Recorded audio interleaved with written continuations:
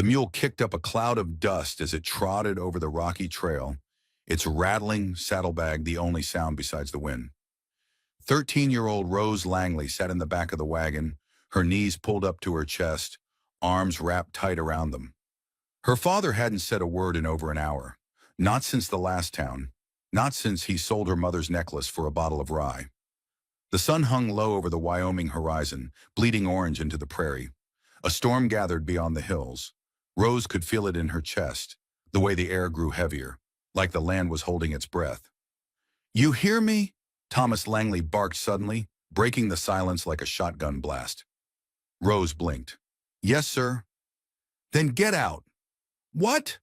Thomas reined in the mule and turned to her, eyes bloodshot, jaw clenched. "I said, get out." He climbed down without waiting for a reply. Rose's heart thudded painfully as she followed him, stumbling onto the dry, cracked earth. Her boots sank into the dust. The air smelled of pine, old leather, and whiskey. Thomas walked around to the back of the wagon and tossed a small cloth sack at her feet. "You're no use to me," he growled. "A mouth that don't earn, a weight I don't need." He yanked a worn hunting rifle from the wagon bed and looked down at her. "Best learn to survive, or don't. Makes no difference to me." She couldn't breathe. Her lips trembled, but she refused to let the tears fall. "Pa!" He spat into the dirt, climbed back into the wagon, and slapped the reins. The mule lurched forward, wheels creaking against the rocky trail. Dust swallowed him in seconds, the wagon shrinking until it was just a silhouette, and then nothing. Gone. Rose stood motionless, her body frozen between rage and disbelief. Her throat burned, but she didn't cry. Not yet. Her fingers clenched around the cloth sack. Inside, only a flint striker, a broken hairbrush, and a crumpled tin photo of her mother. A gust of wind tore across the land, lifting her copper-colored hair and sending shivers down her spine. She looked around. Tall grass stretched forever, a sea of gold and green with no sign of shelter, no sign of life. A storm rolled over the mountains to the west. Thunder growled like an angry beast. She wrapped her arms around herself, wishing she'd thought to steal her father's coat. Rose took one shaky step, then another. She walked toward a thin line of trees in the distance. Cottonwoods, maybe. Maybe water. Maybe something. She didn't know where she was going, only that she couldn't stand still. By dusk, her legs ached. Her lips were dry. She'd found the trees, just barely a creek running beside them. She dropped to her knees and drank greedily, the water so cold it numbed her tongue. Her reflection looked back at her. Dirt-streaked cheeks, wild hair, eyes too old for 13. Lightning flashed overhead, followed by a crash that shook the sky. Rain started, not gently, but in sheets. She stumbled under the biggest cottonwood, dragging fallen branches together in a crude pile. It wouldn't be enough. The wind cut through her dress like a knife. Her bones felt hollow, her skin cold and raw. She clutched the flint striker and struck again and again, sparks flying uselessly into damp leaves. "Please," she whispered, tears finally falling. "Just once, please." A faint glow, a flicker, then nothing. She screamed and threw the striker. It clattered into the roots of the tree, vanishing beneath mud and leaves. The rain kept falling. The storm roared. She curled up under the roots, shivering uncontrollably. "I won't die," she whispered. "Not here. Not for him." But the prairie didn't care. Somewhere beyond the trees something moved. Not the wind, not the rain. Footsteps. Rose's breath hitched. Her fingers gripped the little tin photo in her pocket like a talisman. Maybe it was her father. Come back. Maybe he'd change his mind. Maybe. A shadow shifted between the trees. Rose didn't dare move. Her heart thundered in her chest. And then she saw him.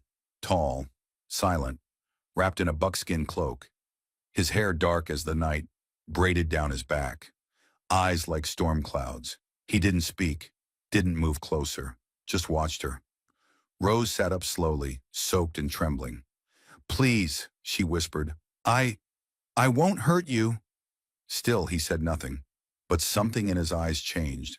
Not pity, not fear, just awareness. She blinked, and he was gone. She scrambled out of her shelter, rain still soaking her to the bone. "Wait!" she called into the dark. "Please don't leave me." But the prairie had gone quiet again. The storm passed, and she was alone. Or so she thought. When morning came, she found a bundle near her shelter, wrapped in deerskin, tied with thin sinew. Inside, a strip of dried meat, a bundle of dry moss, and her flint striker. Someone had returned. Someone was watching. She wasn't alone. Not anymore. Rose hadn't slept much. Even after the storm passed and the prairie stilled, she kept jerking awake at every rustle, every crack of a branch. The bundle, the meat, the moss, the returned flint, rested beside her like a question with no answer. Someone had seen her. Someone had helped. But why? Who? The morning sun climbed over the horizon in pale streaks of gold, and the prairie glistened with last night's rain. Her dress, still damp, clung to her skin, and her bare arms prickled in the breeze.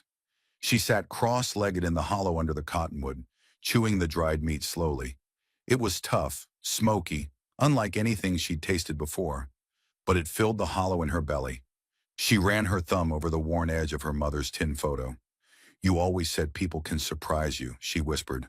"Let's hope that's still true." A noise, soft, deliberate. She froze, then rose to her feet, scanning the trees. He stood there again, the man from last night. Only this time, he didn't vanish. He stepped forward, slow and steady, until he stood just beyond the edge of the grove.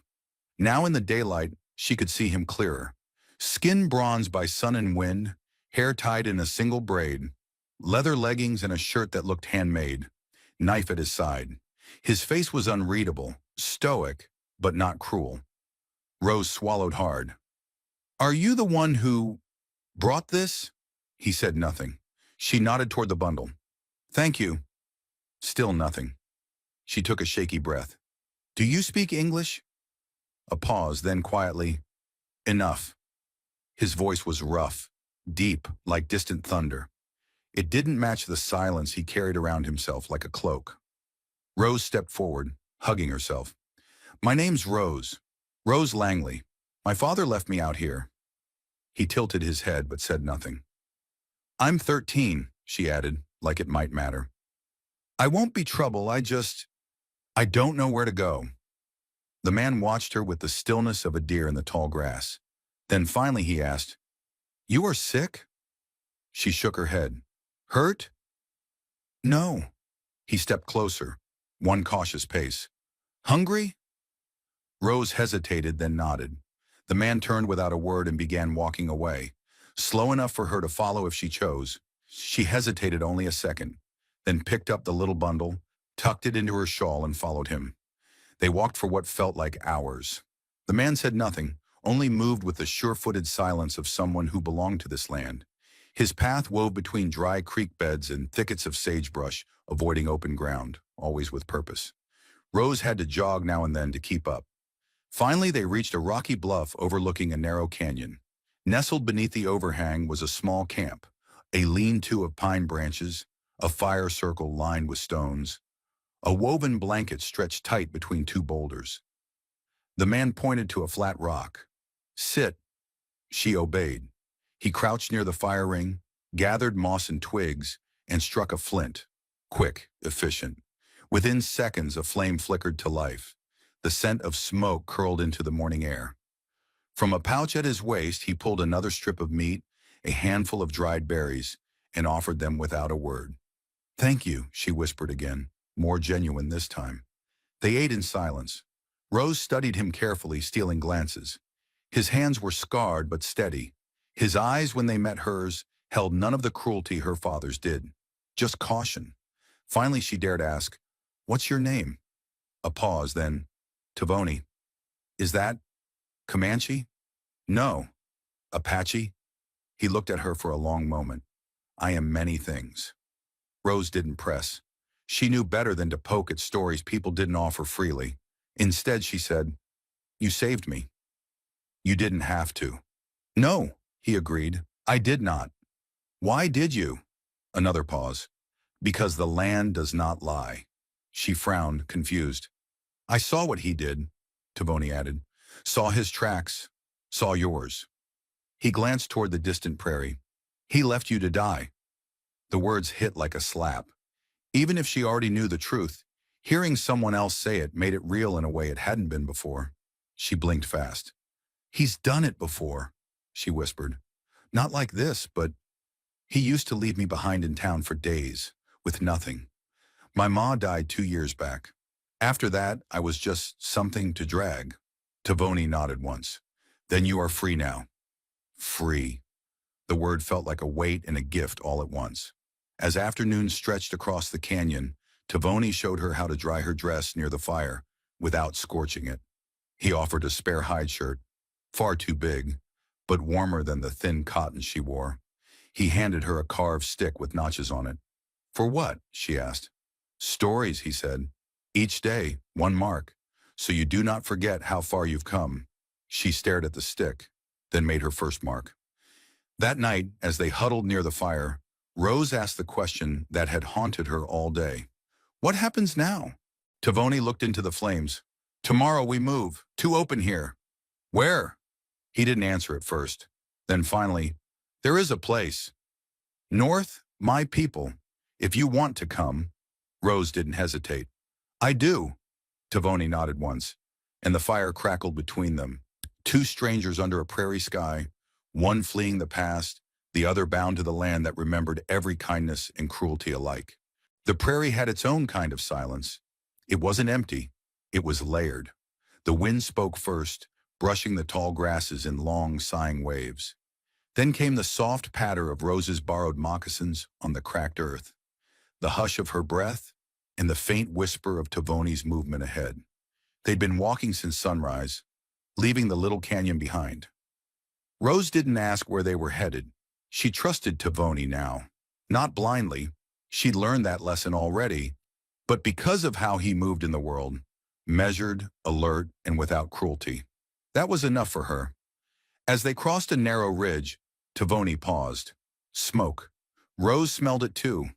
Wood smoke, thick and acrid, carried on the breeze. Tavoni dropped to a crouch, motioning her down. They belly-crawled the last few feet to the edge of a slope. Below, nestled in a low basin near the cottonwoods, was a cabin, or what remained of it. The roof had collapsed inward, one wall blackened and smoldering. No movement, no voices. Tavoni's jaw tightened. This was not an accident, he muttered. Rose's heart sank. You think? Riders, he said grimly. Settler men, maybe soldiers. 5, maybe 6, came before us. Are they still nearby? Tavoni scanned the horizon. Number gone west. Rose stared at the burned-out shell of the homestead. Someone lived there? He nodded. Rose whispered, Do you know who? An old friend, Tavoni said. He kept to himself. Had a wife once. Lost her in a fever. They moved cautiously down into the basin, stepping over scorched timber and broken clay pots. The ground still radiated heat. Tavoni found tracks. Heavy boot prints, horseshoes. He followed them briefly before returning. Your father was here, he said simply. Rose went cold. How do you know? Same boot pattern I saw by the creek. Worn heel, narrow step. Jackson Morgan is hunting. Her throat tightened. He's not alone. Number and he's getting desperate. Tavoni crouched near the ashes, scooping a pinch of dirt. He burns what he cannot use. They didn't stay long. By dusk, they made camp under a craggy outcropping shaped like a sleeping bear. Tavoni started a small fire, shielded from sight by piled stones and brush. Rose helped gather wood, careful to only pick dry branches, just as he'd taught her. They ate in silence. Then Rose asked, Why would he burn that house? Tavoni looked up from the fire. To send a message. To who? To me, he said. And now, to you. The wind shifted and the fire snapped. Rose stared into the flames. He doesn't want me back. Not really. He just doesn't want anyone else to have me. Tavoni didn't argue. She turned to him. If he finds us, he won't, Tavoni interrupted, calm but firm. Not before we reach the camp. But what if he does? Tavoni reached into his pouch and pulled out a small carved stone. He placed it in her palm. What is it? A marker, he said. If we're separated, follow the river north. Leave this near the Big Bend with 3 stones around it. I'll find you." Rose closed her fingers around the stone. It was warm from his hand. "I won't lose you," she whispered. The corners of Tavoni's mouth lifted. "Barely." "We ride at first light," he said. That night, Rose didn't dream of her father. She dreamed of fire, of the burned homestead and the man who once lived there. She dreamed of smoke curling through an open sky. And she dreamed of a girl, not herself, running across the prairie, barefoot and wild, chasing something just out of reach. When she woke, Tavoni was already saddling the horse. Time to ride. The land turned harsher by the hour. Gone were the soft grasses and winding creeks. In their place stretched a parched wasteland of red clay, scattered rocks, and sagebrush scorched by a sun and wind. The horse's hooves kicked up plumes of dust that hung in the air like old ghosts. Rose pulled the shawl tighter around her shoulders.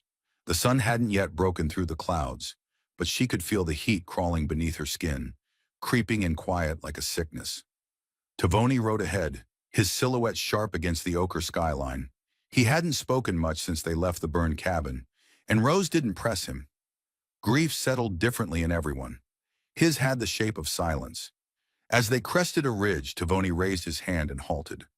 Rose followed his gaze. Below, the land dipped into a shallow gulch. At the bottom was something unexpected, a riderless horse limping in slow circles, reins dragging in the dust. Nearby, a splash of color, blue cloth, like the sleeve of a settler's coat. Tavoni dismounted without a word. They approached carefully, boots crunching over cracked stone. The man on the ground was unconscious, barely breathing. Blood stained his shirt, his right arm bent at an unnatural angle, shoulder pierced clean through by a bullet. Tavoni knelt beside him and rolled up the sleeve. "A rider from Willow Creek," he muttered. "They send scouts ahead now." Rose crouched beside them. The man was young, maybe 17, with pale lashes and trembling hands. Not much older than she was. A boy playing a man's game. "He's dying," she said quietly. Tavoni nodded. "And if he lives, he'll tell your father we're close." Rose stared at the wound, at the broken body crumpled in the dust. Her hands clenched into fists. "No," she said. "If he lives, he'll tell the truth." Tavoni raised an eyebrow. "You would gamble lives on a promise from a boy with blood on his hands?" "I'd rather gamble than become like my father." A silence passed between them. Then Tavoni stood and offered her a short nod. Respect, not agreement. "I'll bind his arm. If he runs, it won't be fast." They left the boy beneath the shelter of a rocky overhang with a canteen, a strip of dried meat, and a choice. Live or don't. Speak truth or lie. The rest was on him. By midday, the landscape shifted again. Mesas loomed in the distance, tall, jagged like old teeth, and the air grew thick with the scent of juniper and dust. Somewhere ahead, beyond those stone towers, lay the winter camp. Rose could feel it. It wasn't just the promise of safety. It was something more, like a tether pulling at her ribs. The memory of a place she hadn't seen, but somehow always knew existed. Where names weren't written in birth ledgers or on marriage certificates, but in stories, in deeds, in dust and wind and bone. By nightfall, they reached the canyon. It was narrow, almost invisible unless you were looking. Tavoni dismounted and moved a hand over a stone slab, twice clockwise, once counter.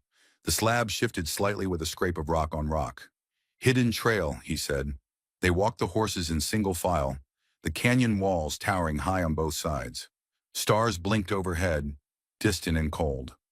Rose held her breath as they walked, afraid to disturb the silence. Then at last the world opened. Below them lay a valley of firelight and movement. Dozens of hide lodges, smoke curling from chimneys, children's laughter, the scent of stew and cedar. It hit her all at once. Belonging.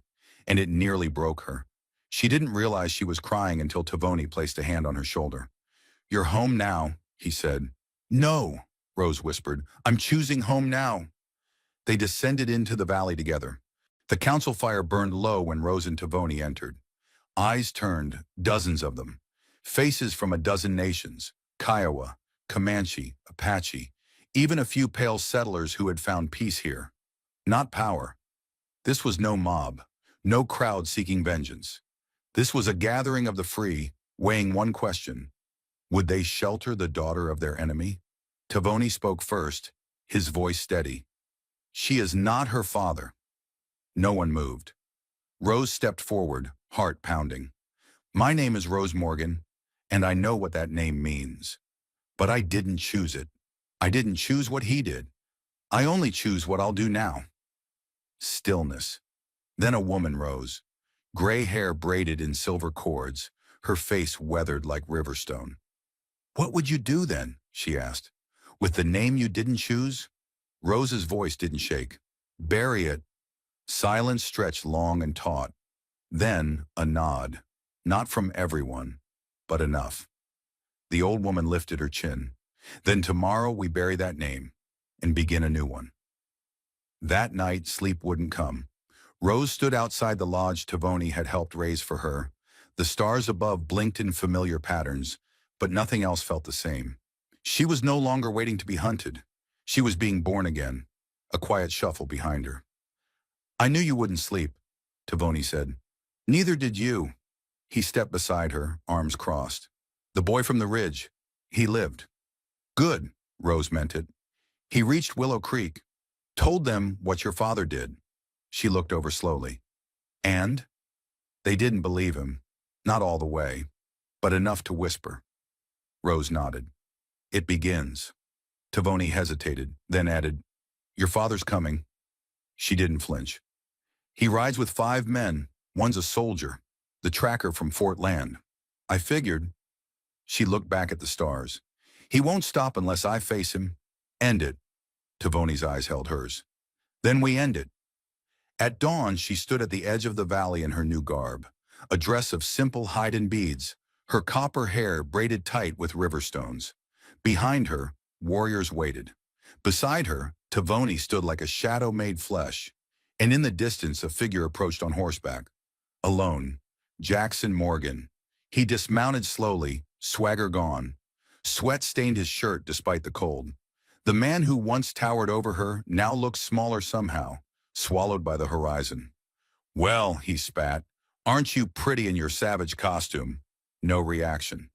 You done playing Red Girl, Rose? You coming home or do I drag you? Still silence. Then, there is no home, Rose said. You burned it down the day you left me to die. His face twisted. That wasn't death, girl. That was a lesson. And I taught you real good. You're tougher now. You're welcome. Her voice dropped. You taught me something. You taught me what kind of man I'll never become. Jackson's hand twitched near his holster. So did Tavoni's. But Rose lifted a hand. Don't. She stepped forward alone. I'm not your property. I'm not your legacy. I'm the girl you left behind. And the woman you can't control. You little, but she was already turning her back, walking away. He didn't fire. He couldn't. Not because he didn't want to, but because she'd already beaten him. With words, with defiance, with survival. That night the council danced. Not for her, for what she'd chosen. A new name. Ashes marked her face. Riverstone at her throat. No longer Rose Morgan. Now she was Morning Fire, and no man could take that from her. They said the name Morning Fire like it had always belonged to her. Children whispered it as she passed. Warriors spoke it with respect. Elders nodded when they saw her, like they knew something she hadn't yet realized. But Rose, Morning Fire, knew this wasn't the end. It was the start of the storm. Jackson Morgan had ridden off alone, humiliated. But men like him didn't disappear. They regrouped. They sharpened knives in the dark. And she knew deep in her bones he would return, only next time, not to talk, to burn. So when Tavoni gathered the Winter Council 3 nights later, she was there. This time not as the girl they'd sheltered, but as one of their own. We can't wait for fire to come to our doorstep, she said, eyes sweeping the circle. We take the fight to its source. An elder spoke, cautious. What would you have us do, child? Raise war bands? Strike their fort?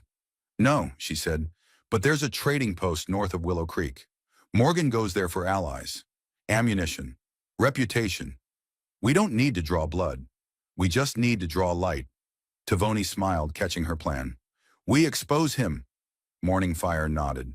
We expose the truth and let his power die in shame, not in gunpowder.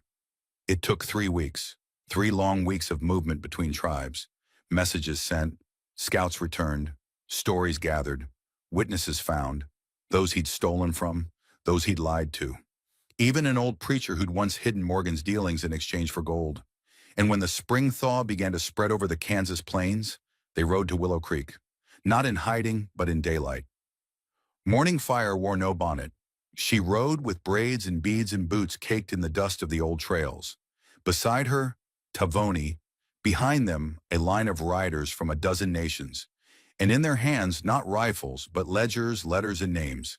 The town froze as they arrived. People came from shops, saloons, porches. Then he appeared, Jackson Morgan, red-eyed with too much whiskey in his gut and too much pride in his voice. You think showing your painted face changes what you are, he barked. You're still mine. Morning Fire slid from her horse slowly, steadily. No, she said loud enough for every soul in Willow Creek to hear. I'm nobody's but my own.